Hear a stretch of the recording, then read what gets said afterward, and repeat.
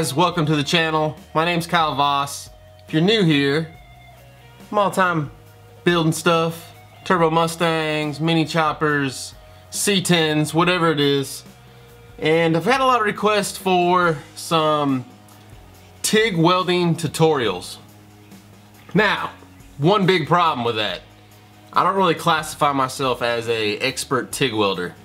As a matter of fact, like a 0 to 10 scale, I might be like a 6 or a 7. So I don't really feel like I'm justified or that I'm skilled enough to be giving TIG lessons. There's a lot of guys out there that are way better TIG welders than I am.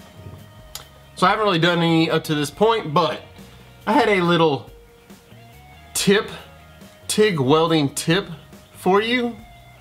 I figured, hey, I can give you guys tips. So I was out here just running some beads, doing a little practicing. So we all know, or you'll probably end up knowing at some point, you'll learn that it's very important to keep everything really clean. You want your tungsten to stay clean, you want your metal to stay clean, you want your filler rod to stay clean.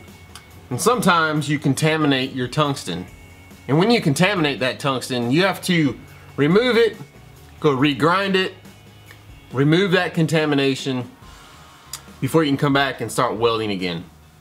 So my tip to you guys, especially those that are just getting started, actually doesn't matter if you're just getting started or if you're a very experienced TIG welder and you don't happen to know this tip.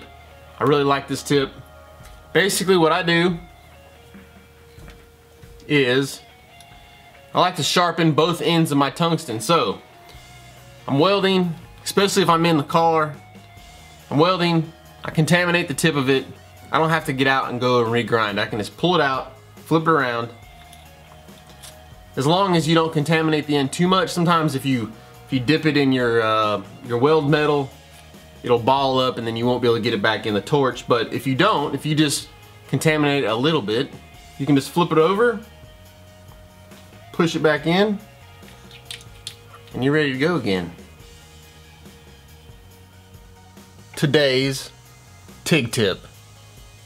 TIG tip?